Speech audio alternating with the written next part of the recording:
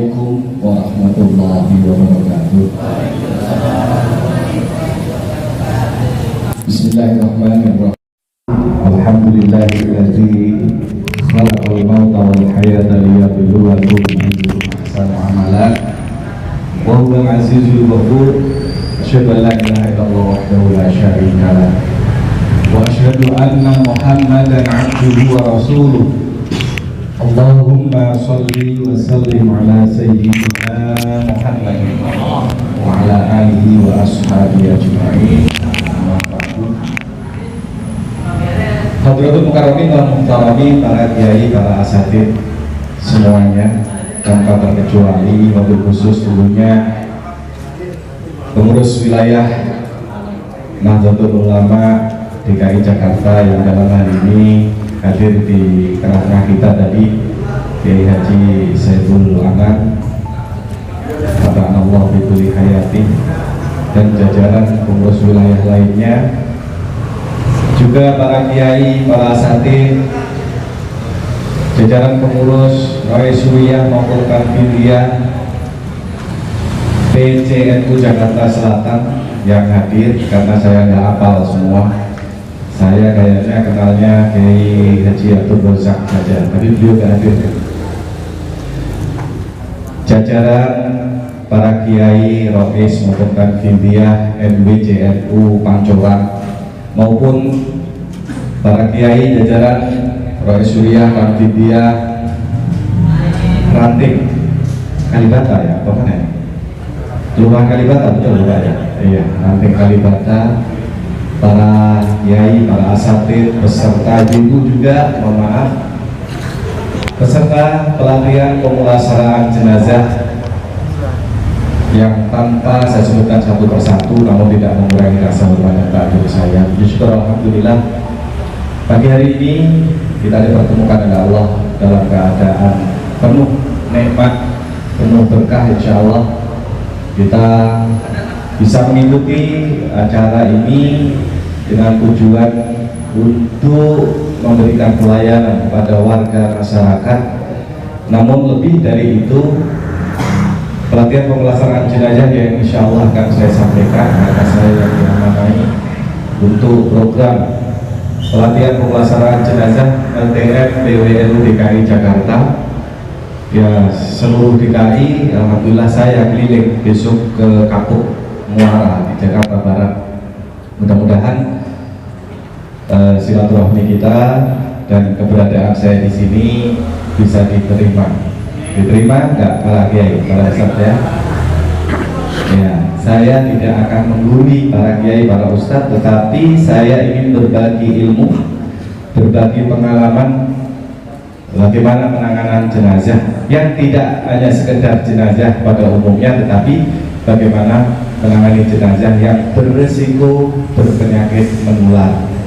Nah ini, karena kemarin aja banyak ambil jenazah yang mengistirahatkan diri dulu, nggak terurus. Dan biasanya juga pemateri pelatihan pemulasaraan jenazah itu bukan pelaku, ya, bukan amil jenazah, tapi insya Allah yang ada di hadapan bapak-bapak, ya saya sendiri ini bukan hanya menyampaikan teorinya, tetapi prakteknya memang saya sendiri amil jenazah, ya, di Kelurahan Bangku Apus, Kecamatan Cipayung, Jakarta Timur. Tak lupa, ini kan salam dan salawat Allah kita sanjungkan kepada baginda Rasul besar Muhammad Sallallahu Alaihi Wasallam atas segala petunjuk-petunjuknya, dan yang apa yang akan kita lakukan merupakan salah satu petunjuk beliau, karena pelatihan pemulasaraan jenazah di samping kita insya Allah mendapatkan ilmu, juga kita mengingat bagaimana kita nanti kalau meninggal dunia, apakah diurus secara syariat mengikuti akidah Ahlussunnah wal Jamaah atau diurus secara akidah sebelah, ya, yang nggak didoain, nggak diapain, ya terserah nanti. Mudah-mudahan semuanya ini senantiasa mendapatkan limpah rahmah keberkahan, mendapatkan pengalaman sebagaimana yang saya ketahui akan saya bagikan di sini. Meskipun belum saya sampaikan, tetapi buku yang saya susun yang ada di tangan bapak-bapak ini sudah saya dengan ucapan Bismillahirrahmanirrahim saya ijazahkan, boleh nanti diajarkan ke yang lain lagi ya. Tak lupa ucapan terima kasih kepada saudara saya Ustadz muda kita Haji Nasrullah, beliau memang di LTM PWNU yang telah memberikan waktu dan kesempatan, yang selalu nelponin saya takut saya nggak datang katanya. Alhamdulillah saat ini saya sudah berada di sini. Saya tidak sebutkan para kiai, para asatid, tokoh agama masyarakat di sini karena saya belum kenal. Ya. Apa perlu saya memperkenalkan diri singkat? Boleh ya. Ntar kan kalau udah kenal sekali waktu saya kesasar di sini kan bisa mampir minta kopi, minimal kopi. Saya cukup kopi pahit aja, nggak jadi masalah. Saya suka. Nama saya Asimon Masmod. Kalau di Jawa Ngasimon. Ngasimon itu lahirnya hari Ahad. Orang Jawa itu kalau pakai Ahad itu susah ngat, jadi Ngasimon. Nah, saya asli Pati, Jawa Tengah, dan jadi penduduk warga DKI sejak tahun 1991. Istri saya orang asli Betawi, Kambang Buapus, Kecamatan Cipayung, Jakarta Timur. Perkenalan singkat itu. Kemudian kalau di struktur TNO-an, saat ini saya salah satu anggota Mustasar MBJNU Cipayung. Kalau tingkat kecamatan, kalau tingkat wali kota, saya diamanai menjadi ketua lembaga takmir masjid untuk pengurus cabang Nahdlatul Ulama tingkat kota administrasi Jakarta Timur. Sementara kalau di LTM PWNU saya dimasuk jadi bidang di divisi penerimaan dan pengelolaan wakaf di Lembaga Wakaf dan Pertanahan LWP NU DKI Jakarta. Itu perkenalan singkat saya untuk di organisasi KNU. Ada satu kebanggaan tersendiri ketika saya masuk di masjid apa ini, Nikmah, An-Nikmah, masuk ke kantor diajak Ustadz Nasrullah, di dalam ada logo NU, jamnya juga logonya NU. Ini pesertanya banyak juga yang pakai peci ala NU, luar biasa. Sekedar identitas organisasi, tetapi ini maknanya luar biasa. Saudara-saudara kita yang memiliki paham sebelah itu bukan takut sama kita individu sebagai ormas NU, tidak, tetapi mereka itu lebih takut ketika ada logo-logo NU di masjid dan musola. Makanya ketika ada logo seperti itu, mungkin saudara kita yang berseberangan paham dengan Nahdlatul Ulama tidak akan bergabung di sini. Jamaahnya orang NU semua, tetapi nggak ada logo NU, pasti banyak jamaah sebelah ya pada masuk di sini. Ya nggak apa-apa orang turun serta mensiarkan masjid kan, ya. Tetapi kalau ada logo seperti itu kita murni, tidak ada nanti gesekan-gesekan terkait dengan perbedaan pendapat. Ini alhamdulillahnya luar biasa ini. Nah, kemudian selanjutnya perlu saya informasikan sebenarnya pemulasaraan jenazah ini merupakan sekitar tahun 2010 merupakan program unggulan Kemenak Jakarta Selatan. Kenapa saya sampaikan seperti itu? Karena sebelum melalui program LTM PWNU, saya sudah beberapa kali di masjid-masjid besar yang di Jakarta Selatan melalui Kemenak Jakarta Selatan, bahkan pelatihan seperti ini dilaksanakan di kantor Kemenak Jakarta Selatan 2 kali. Cuma Pak Haji siapa gitu lupa saya kenal, terus nomor HP-nya saya hilang. Dulu menghubungi saya ketika saya menangani pelatihan pemulasaraan jenazah berisiko ini di PBNU. Beliau pertamanya minta di LTM PBNU. Kemudian setelah kenal saya, karena pematerinya saya nggak lewat PBNU lagi. Jadi ketika ada kegiatan di selatan itu langsung nelpon saya. Ya nggak jadi masalah kan, sama saja. Nah, makanya harusnya sudah sewajarnya PBNU Jakarta Selatan ya silaturahmi ke Kemenak. karena menjadi program unggulan Kemenak saat itu. Nggak tahu sekarang kan Kemenaknya baru katanya. Mudah-mudahan semangatnya baru. Nanti ketika ada program seperti ini juga kontribusinya tidak hanya dukungan saja, tetapi berikut hal-hal yang lainnya. Nah, itu perlu saya informasikan. Baik Bapak Ibu para kiai, para asatidz asatidz semuanya yang dirahmati Allah Subhanahu wa taala, yang saya muliakan. Pertama yang ingin saya sampaikan terkait dengan pemulasaraan jenazah khususnya berisiko berpenyakit penular ini ada penanganan khusus, tidak sama. Makanya ketika kita turut serta menjadi peserta, yang harus kita tanamkan sejak saat ini adalah pemahaman 3 hal. Yang pertama, bahwa menangani jenazah tidak bisa pilih-pilih. Ya, kalau siap jadi nangani jenazah, jangan berpikir semua jenazah itu sesuai dengan apa yang kita gambarkan. Karena umumnya apapun yang terjadi kecuali kecelakaan, gitu. Biasanya keluarganya ngomong. Tetapi kalau dalam kondisi selain kecelakaan, keluarganya biasanya nggak ngomong kondisinya seperti apa. Pak Ustadz, tolong keluarga saya ada yang meninggal, ya, ada yang meninggal dunia, tolong dibantu ngurusin.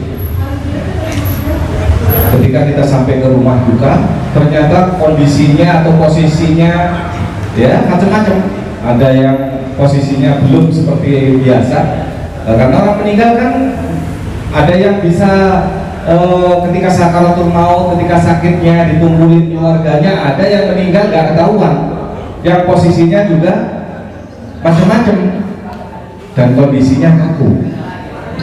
Makanya pertama dulu yang kita tanamkan dalam diri kita bahwa menangani jenazah tidak bisa pilih-pilih. Yang kedua, dalam menangani jenazah satu dengan yang lainnya ini tidak mesti sama, karena harus disesuaikan dengan kondisi jenazahnya. Jenazah itu ada yang biasa meninggal sebelum kaku, sebelum ini waktu-waktunya udah disedekepin dan lain sebagainya. Ada juga yang sudah membusuk, ada yang kecelakaan, ada yang terbakar. Makanya penanganannya nggak harus sama. Nanti insya Allah secara sekilas, karena ini waktunya juga sangat singkat, 2 jam harus selesai teori berikut praktek. Kalau buku yang ada yang saya susun ini silakan dibaca nanti. Saat ini nggak perlu dibaca mungkin karena penyampaian saya ini ngacak, nggak sesuai urutan. Karena bagaimana kalau sesuai urutan lama. Biasanya kalau pelatihannya yang ngadain LMK di kelurahan itu dibikin 2 hari. Biasanya menjelang Oktober, November, Desember ini dari pemerintahan ini ngadain kegiatan. Nah, sonding aja ke kelurahan. Nah, dari kelurahan ngadain 2 hari. Sehari teori, sehari praktek. Tetapi kalau di masjid-masjid begini ya enggak. Ya nanti para peserta, para kiai, para asatidz ini ada kegiatan lain. Kalau di sini pulang kan nggak dikasih transport, kalau di kelurahan kan ada transportnya. Kalaupun 2 hari nggak jadi masalah. Ya kan itu bedanya. Iya. Kalau di kantor-kantor pemerintahan pelatihan begini dapat ilmu, dapat juga uang rokok. Nanti kalau pulang nggak usah nanyain uang rokok ya, asatidz, karena saya yakin DKM nggak ini aja. Mohon maaf ini para kiai, segenap jajaran pengurus DKM Masjid An-Nimah ini yang saya muliakan, yang tidak saya sebut tadi lupa. Sehingga kalau siap menjadi pelayan masyarakat, khususnya penanganan jenazah, tanamkan dalam diri orientasinya adalah mencari keridhaan Allah Subhanahu wa taala. Jangan berorientasi materi. Karena orientasinya kalau materi banyak kecewanya. Ya. Saya boleh nanya, kalau di sini itu amal jenazah itu udah narik? Ada tarifnya? Allah. Kalau di sini 1,2. Variasi. Oh gitu. Tapi udah umum itu. Paket berikut apanya itu? Oh, ya.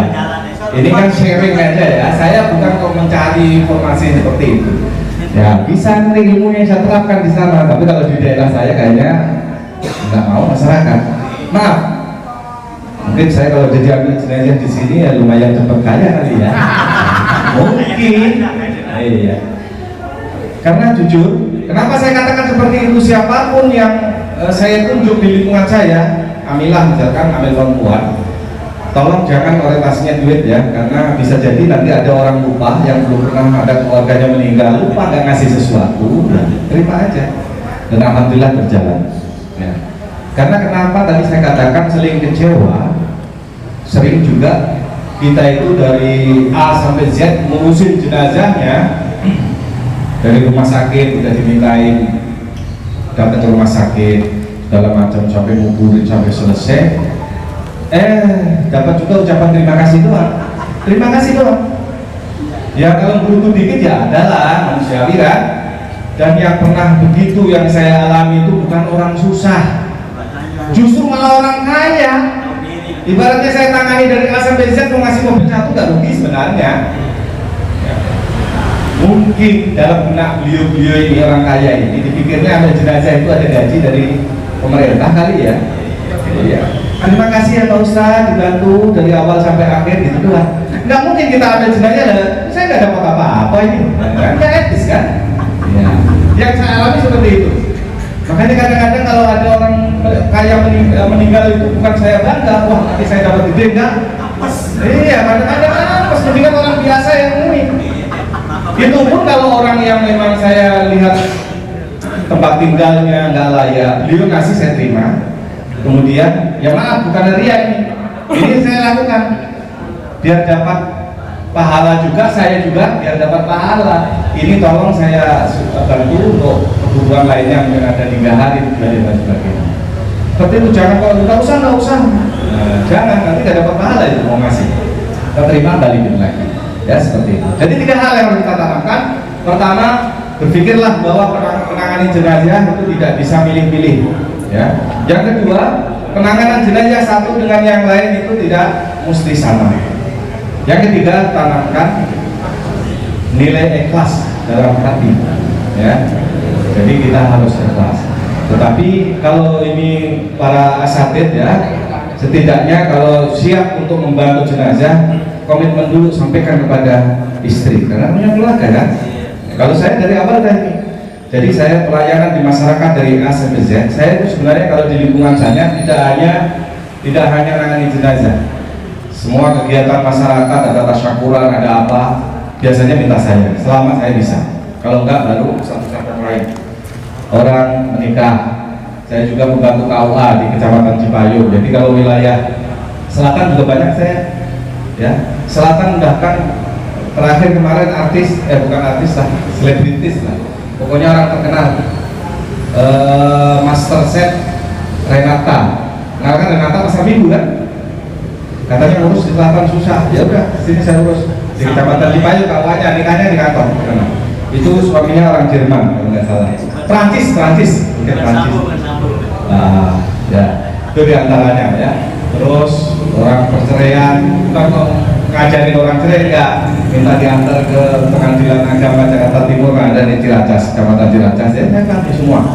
Jadi kita semua, saya juga yakin dan percaya di lingkungan Masjid An-Nikmah ini udah senior semua dalam pelayanan kepada masyarakat. Tapi khususnya jenazah ini yang harus kita ketahui adalah penanganan terkait dengan penyakit menular.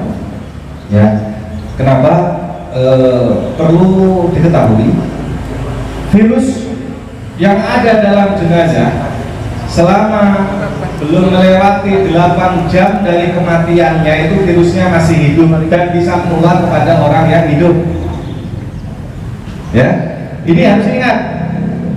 Tapi anehnya kenapa corona kemarin harus dipercepat?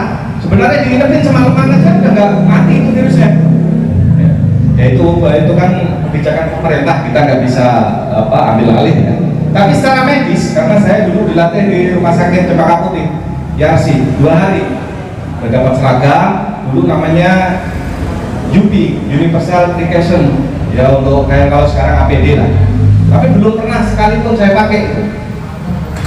Karena kalau standar rumah sakit itu kalaupun pakai pakaian yang begitu di dalam ruangan tertutup, orang nggak lihat. Nah, kalau saya memprediksi ini berpenyakit menular, kemudian saya pakai pakaian ala astronot begitu, bagaimana perasaan seribun musibah, ya.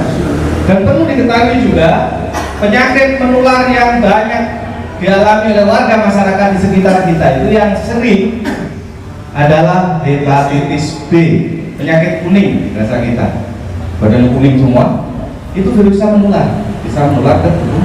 Makanya perlu kalau ngikut mandiin atau paling tidak sebagai amil jenazah harus ngasih pemahaman kepada keluarga. Karena ketika saya pelatihan di rumah sakit Yarsi itu ya merasa takut juga, karena orang yang pertama kali dimungkinkan tertular penyakit orang yang meninggal itu adalah amil jenazah yang pertama, yang kedua adalah keluarga. Makanya kalau amil jenazah sudah ngerti ini ciri-cirinya berpenyakit menular, ya harus kasih pemahaman kepada keluarga. Di situ ada bagaimana cara mematikan virus dengan larutan klorin. Ada campuran antara air dengan kaporit, ada antara air dengan baikling. Saya biasanya Jakarta Selatan dulu waktu Kemenak punya program pemulasaran jenazah ini, saya beli kaporitnya ini di apotek yang Cilandak sini, yang arah ke pintu belakang Ragunan, kan ada itu mau ke sana ada apotek sebelah kiri. Itu kaporit 60%, itu udah ada botolan-botolan kecil gitu. Saya belinya di situ terus. Kalau pelayanan di Jakarta Selatan, tapi setiap apotek pasti ada. Kaporitnya yang udah ditumbuk, bukan yang masih utuh, udah tumbukan ada di botol-botol kecil. Nah, ketika itu disiram, didiamkan 15-20 menit, itu biar virusnya mati. Ya. Tetapi untuk menyiram larutan klorin ini sama seperti untuk pengawetan jenazah itu apa namanya? Bukan. Formalin. Bau. Jadi kita harus deketin keluarganya sampai baik-baik. Ini saya indikasikan ada virus yang bisa menular keluarga dan lain sebagainya. Mohon izin saya siram dengan ini. Karena baunya itu lebih menyengat daripada thinner. Thinner itu menyengat banget kan? Sama itu kaporit itu ketika disiramkan itu bau kemana-mana. Ya kalau kita nggak minta izin sama keluarga, nanti keluarganya tanda tanya juga. Yang kedua, biasanya di masyarakat itu ini asma itu apa sih? Ya, TBC itu juga kan virusnya menular juga. Kalau memang kita tahu sebelum wafat itu sakit TBC, ya lebih baik demi kebaikan semua minta izin disiram pakai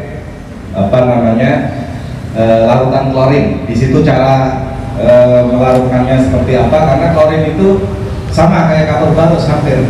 Jadi ngambang, dia nggak bisa nyatu dengan air. Nah caranya ada, insya Allah ada itu caranya. Ditaruh di kain itu, dirobekan kain, taruh diremes-remes di dalamnya. Kalau kita cemplungin begitu, kita aduk, kadang nyatu dia ngambang, ya. Ada caranya untuk mematikan virus. Nah, bisa dipahami ya. Nanti nggak ada sesi tanya jawab. Ketika saya menyampaikan ada yang perlu tanyakan langsung tanya saja, ya. Karena waktunya terbatas juga. Kemudian, ya.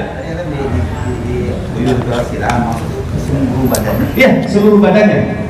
Dari atas sampai bawah dibasahin aja semua, disiramin dikit-dikit. Iya, biar nggak keluar. Diamkan 15-20 menit. Itu nanti akan mati dengan sendirinya melalui larutan klorin.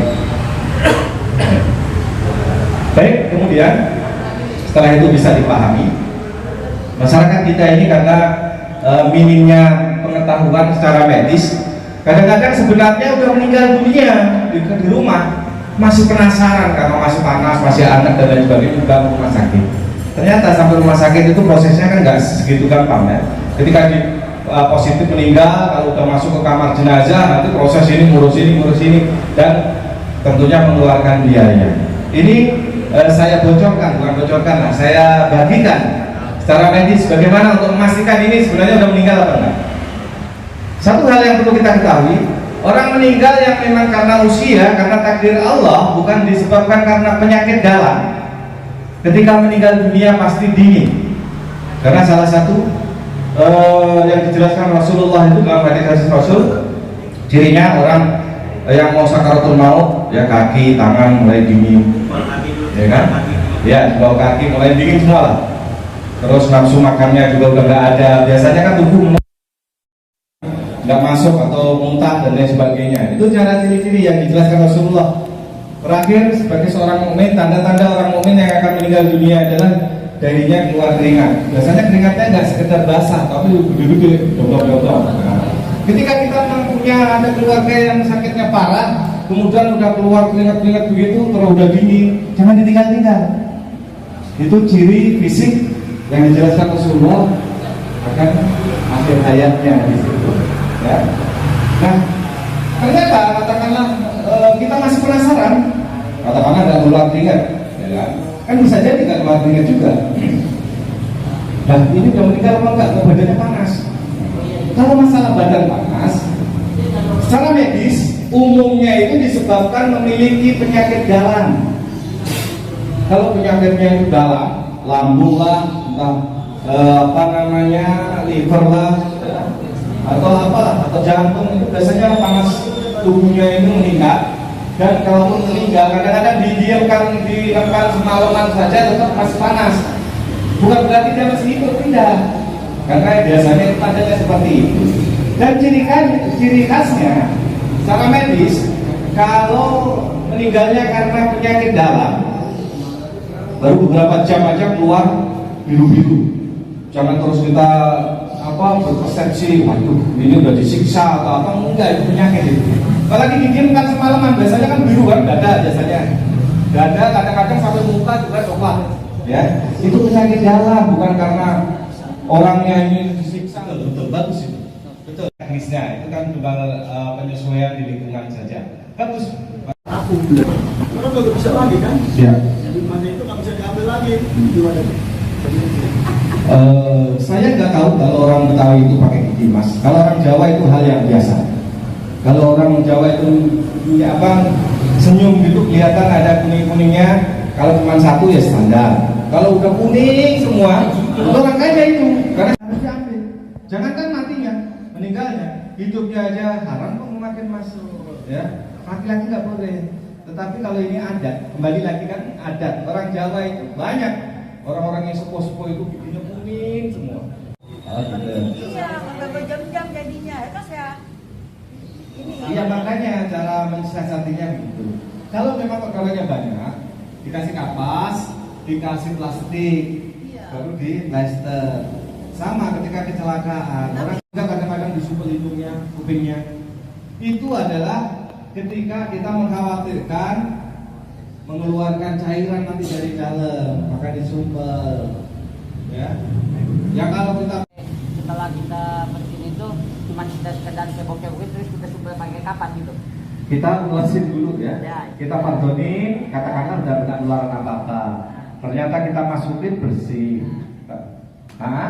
Setelah itu disumpel. Kalau masih ada bagaimana Ustaz? Hah? Kita roboh masih ada gimana itu? Ya sebatas tangan kita aja. Iya, jangan nyari sendok kemudian. Ya ini apa? Iya masalahnya perempuan laki sama. Iya sama, perempuan laki. Ya. Oh ya, ini meskipun belum praktek memandikan, tetapi ini nyambung aja ya. Perempuan, bagaimana kalau mensiasati? Ya, mengkhawatirkan jatuh ya nggak masalah. Yang dilarang sampai sekarang ulama fikih itu besul kan? Berdiam lama. Nah bagaimana kalau berdiamnya sekarang udah pakai setek? Ya kalau memang itu seorang pengajar anak TK misalkan, nggak masalah. Menurut ulama-ulama kontemporer, ya, karena meskipun lu besut, tetapi kan bukan ini, dita'alum ya, untuk belajar kan, untuk ngajarin. Nah bedanya ambillah jenazah perempuan ada warganya meninggal lah, lihat, boleh nggak itu mati? Boleh nggak? Paling nggak boleh suaminya, diam-diam di rumah. Ya boleh. Iya. Siap. Kalau buat jenazah oke, tapi kalau yang buat haid itu, yang kayak di masjid, saya dari guru saya sendiri, istilahnya orang ada yang haram sifatnya, ada yang haram zatnya. Dalam keadaan junub, walaupun dia udah nggak berdarah, dia masih sifatnya punya sifat junub, itu nggak boleh gitu. Ya. Menurut itu, menurut ajaran Enggak, ini sekedar contoh tadi kan, ini lecek sedikit, menyesuaikan saja.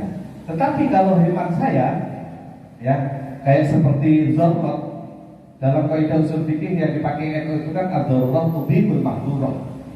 Karena memang suatu kesulitan, ya yang dilarang pun jadi boleh. Nah seperti itu. Ya contohnya tadi misalkan ya, kalau memang memungkinkan untuk diliburkan ngajar-ngajar TK, di TK kan kadang-kadang ada yang di samping masjid, ada yang di dalam masjid, tapi dalam masjid pada ada TK atau TPI mungkin ya, samping dan lain sebagainya. Itu kalau ngikutin kaul yang kodim, ya katakanlah kalau ulama salam, ya kan nggak boleh kaku, karena memang saat itu kondisinya seperti itu. Ya kan? Berhubung di situ juga nggak ada yang ngurusin, ya kan? Orang mendatang. Akhirnya disuruh saya yang mandiin. Biasa mandiin aja. Sebisa-bisa saya kan. Cowok. Gak apa-apa. Kan dia seorang muslim kan doanya mereka belum nggak bakalan nyampe. Sama doa kita kepada kaum muslim biar kita bacain apa juga bakalan nyampe kan. Nah nggak jadi masalah. Ya. Tapi dalamannya beda. Ya. Padahal kalau kita bicara fikih, baik luar itu nggak boleh menjual sesuatu yang tidak jelas. Ya. Tapi kalau kita bilang kapas membalut, ketika kita buka ini udah berlapis-lapis. Sunahnya 1 lapis ganjil kan, sunahnya 3 lapis sampai 5 lapis. Ya artinya ini namanya sunnah. Sunnah itu yang dicontohkan oleh Rasulullah. Kalau secara sunnah Rasul. Tapi kalau sunnah hukum, kalau dilakukan dapat pahala, kalau ditinggalkan juga tak apa-apa. Sesuaikan.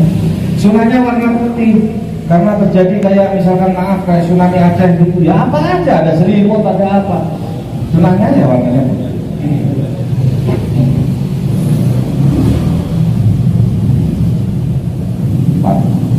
Ini kalau sendirian cepat.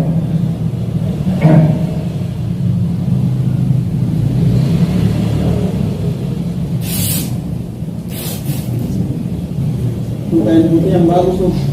Ya. Yang jelek nggak yang begitu. Enggak, yang jelek enggak. Harganya murah, yang jelek yang merek Bell, ini saya sebutnya mereknya Bell, B-E-L-L. Apa Bell atau Bill ya? Bell. Itu keren, susah, udah itu berubul, bikinnya berubul. Ya? Iya, kalau kita nggak bilang sama penjual kain kapan itu punya merek ini ada. Cuman kalau kita nggak tahu, itulah keuntungan penjual kain kapan, dikasih ya merek jelek, harganya murah, harganya tetap sama. Kalau yang bagus cuma mahal.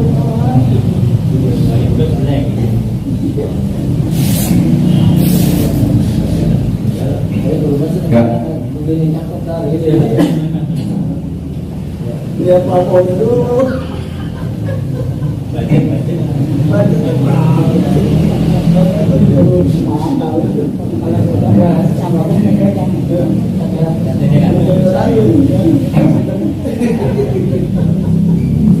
Empat ya, 4.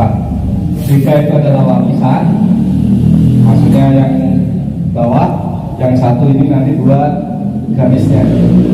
Tapi sebelum saya teruskan, saya mau izin ke kamar kecil dulu ya. Ini kaki saya aja. Ini saya gunting segini, kira-kira 1 cm. Sampingnya ini kira-kira 1 cm, sininya ya kira-kira 2 cm.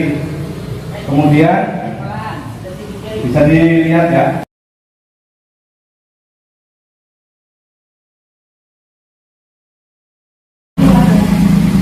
Maksudnya kalau diadakan itu sangat bermanfaat.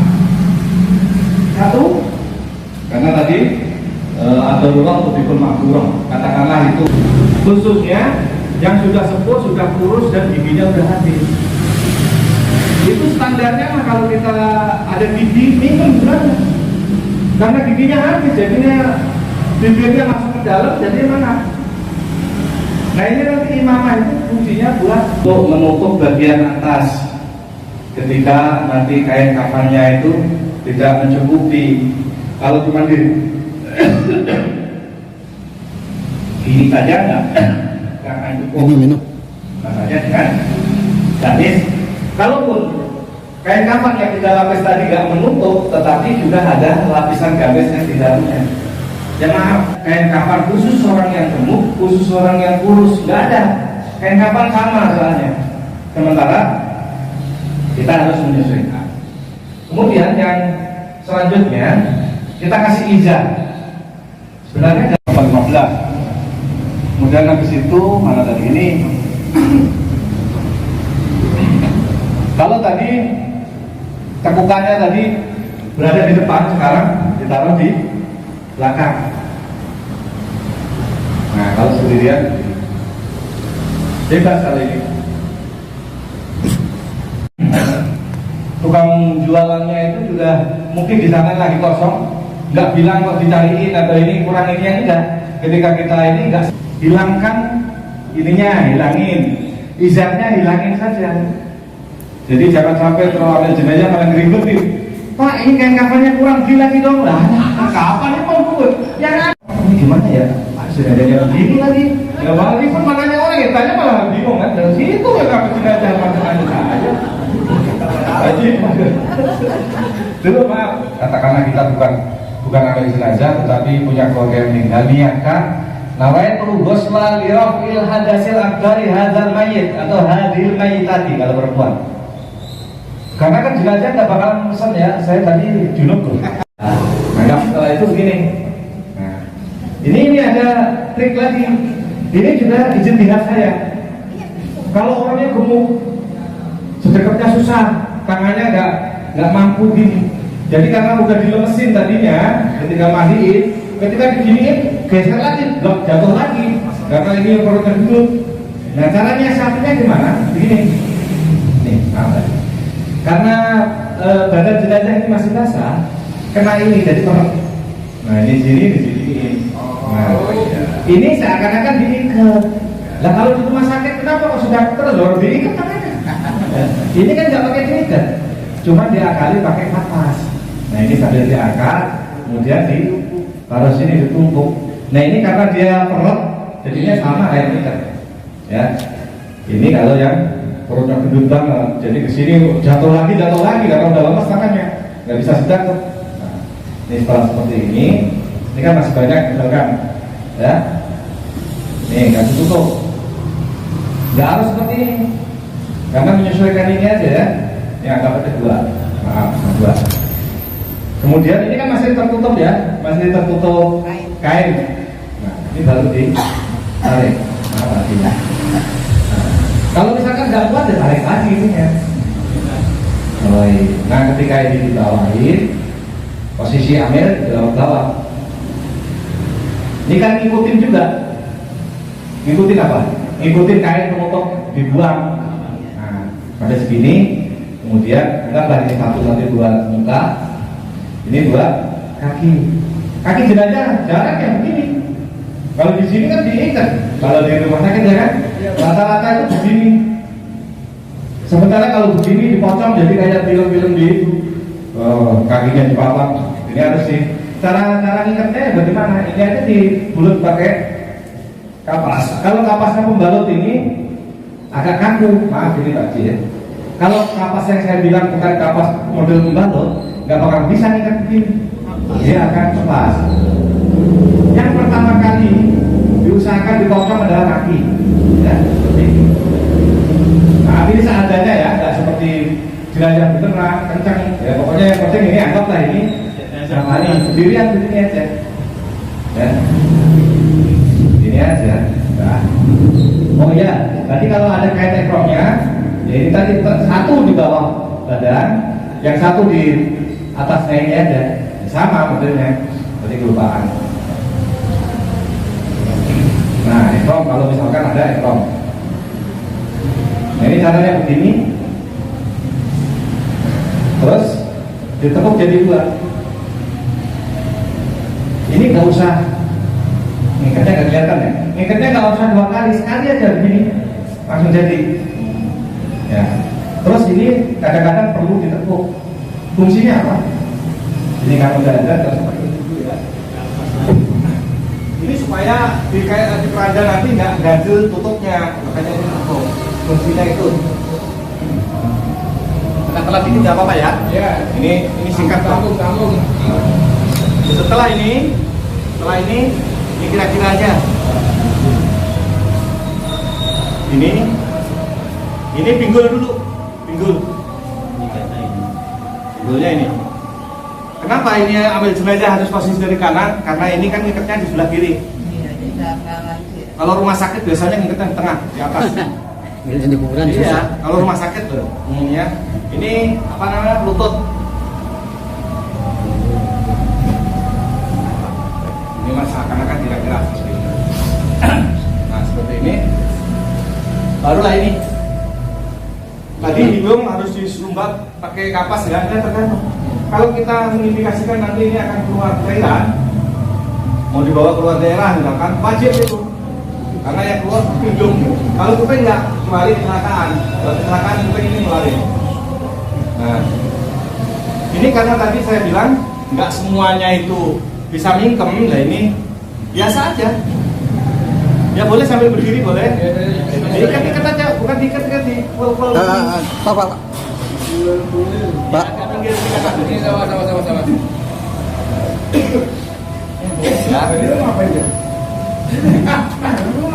Ini fungsinya adalah seperti ketan ya. Oh, gitu saja. Oh iya. Oh iya. Ya, diikat. Kemudian karena kita masih khawatir ini nggak bisa mingkem, ini beginilah, dipuntel-puntel dari ini, katakanlah kapas. Ini agak somong ini sama orang tua saya. Nah ini dikacau buat ini supaya mingkem. Nah, terus lagi, saya bikinin trik lagi. Kan kadang-kadang nanti pasti akan nemuin orang yang bunuh diri, gantung diri. Itu rata-rata kan melet. Semua gantung diri pasti melet. Tapi meletnya nggak kayak seperti di film sampai panjang begitu, enggak, sedikit lah, sedikit. Dan orang gantung diri itu sedikit. Kalau misalkan bisa dibuka giginya mungkin putus itu. Nggak bisa dimasukin karena kegigit. Supaya nggak menakutkan sama keluarga atau menimbulkan fitnah, kita tutup aja ini mulutnya, untuk khusus mulutnya aja. Karena jenazah itu kan beda satu sama lain tadi. Atau mungkin nggak bunuh diri, nggak melet, tapi mungkin kecelakaan yang mulutnya itu ada luka yang kelihatannya nggak layak dilihat orang yang dibully fitnah, ya tutup aja. Pakai masker. Nggak pakai kapas. Sehingga ketika suatu keluarganya mau nyium mau apa itu kan kelihatan mukanya aja nggak merasa gimana gitu ya. Itu buat bisa pahami itu. Nah kalau sudah itu biasanya baru ini terakhir ya kalau udah. Ini kan contoh aja ditutup begini, nanti mungkinnya kalau di makam ini dibuka untuk ditempelin sunahnya. Kalau kita mazhab Syafi'iyah kan nempel ke tanah. Gitu. Nah, bisa kenapa juga? Ini contoh diambil aja ini ya. Ya. Terus ini ditutup, ini mah bukan ditutup seperti ini, udah kira-kira begini baru di apa dia saya ikat ya, tapi nggak di ini bisa bernapas kan? Ya. Kalau susah bernapas ngomong saya ini. Oh tidak pun. Ikatnya sama. Kalau nyolatin nggak usah dipraktekin ya, masih bisa semua. Apa? Begini doang. Nah ini juga ditekuk karena takut nanti tutup dada itu nyangkut. Kemudian ini buat mensiasati takut tadi lepas apa sedangnya di lempengan tangan. Seperti ini. Dah bisa dipahami Pak Haji, bisa ngapain? Ini saya ambil dulu. Dah seperti ini. Ada pertanyaan nggak? Kalau ini kan ini tinggal ini. Contoh kan harus posisinya itu sebelah kiri. Iya karena nanti bukannya biar gampang. Jadi yang lahan. Kalau di yang lahan kan miring. Oh, nah, kalau apa ngikatnya sebelah sini ketinggian ya usaha itu. Dan usahakan kadang-kadang di dalam makam itu yang susah itu adalah membuka ini. Sebelum diturunkan ini dibuka dulu. Ini kan tidak menarik sekali. Ya. Jadi nanti ini buat bantuin ini turunin ke bawah, dipegangin, jangan dibuka, maksudnya buka ikatannya aja. Karena kalau udah di dalam, nah ini orang orang buka begini karena grogi, malah bukannya buka, malah ngikat ini kan. Kalau buka ya buka, kalau ini ya biarin. Nah, bisa dipahami. Ada pertanyaan ke sini?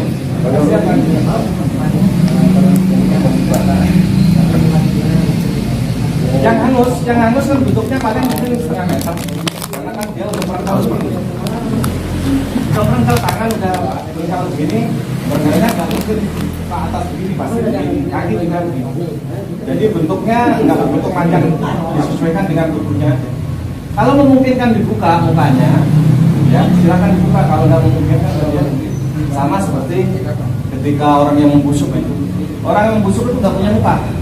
Karena nggak ada lekukan mana hidung mana mulut, rata aja. Cuman kalau mata ya ada lekukan mata, tapi rata pipi ini nggak semua. Ya, buyur aja, buyur pakai sabun cair, sabun ini, buyur. Bakar juga kalau memungkinkan, kalau baru lecet ini diguyur aja. Tapi kalau hangus nggak usah di ini, langsung aja ya. Nggak memungkinkan kena air malah hilang semua. Yang kemarin kan nggak apa-apa itu kan mati syahid. Langsung dikumpul. Iya di bawah satu, tadi di atasnya apa? Nanti atasnya kain kafan satu. Jangan sampai atas kepala. Ini aja, ya. Karena kalau atas kepala kan nanti nggak bisa apa namanya tadi gamisnya, nggak bisa ini nutupin gamisnya. Nah di atas sudah sampai sini aja. Maksudnya nyampe sini ditekuk dulu sana. Jadi kalau udah keluarga udah membolehkan, ya aja tutup Pak Ustaz, baru kayak sampai ini. Ini tadi apa namanya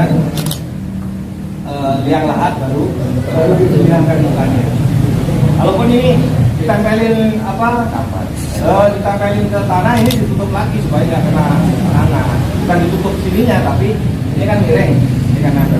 Bukan menempel tanah, diciumin tanah gitu. Maksudnya ini kalau bisa masukin ke miring ke lahat.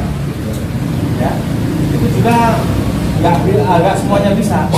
Kalau badannya sini maaf, gini jauh, badannya udah nempel tadi. Iya jauh. Ya, artinya nggak perlu buka dorong kepalanya supaya nempel, enggak. Nah, intinya ada kita saja. Kalau kita ngikutin sunnah Rasul, kita masukin jidatnya kan nggak dari samping, dari arah bawah, dan kepala itu diturunkan. Kalau kita kan nggak begitu. Kenapa? Pemakaman di Makla, di Baki itu kan makam itu undukannya di atas, dalamnya kan dua. Ya emang udah dipikir. Ketika ada orang tinggal di sini, untuk solokan cor-coran itu dibuka dua biji. Yang dekat kaki, yang di bawah ada 2 orang, 3 orang. Dari atas disodolin gini kepalanya. Nah kalau kita kan pernah ya, kalau di sana kan orang jamaah haji atau apa itu makam cuma gundukan di atas, dalamnya dua udah bikinan. Taruh situ, nanti kalau udah berapa bulan udah diambil kerantana. Makamnya itu juga. Terus siasatnya gimana Ustaz? Kalau di mana kan dari tanah dari Pak jauh Ustaz ya? Ya nggak apa-apa, nggak harus. Tapi ini bukan nggak harus, yang penting ngasih kiblat aja. Jangan di belakangnya istri di batu kita, jangan. Ya yang penting ngasih ke sana.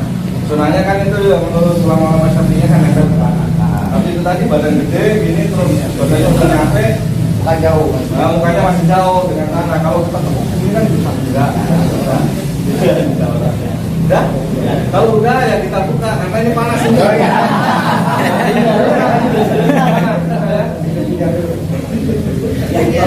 Jangan ditinggal ya. Jangan ditinggal.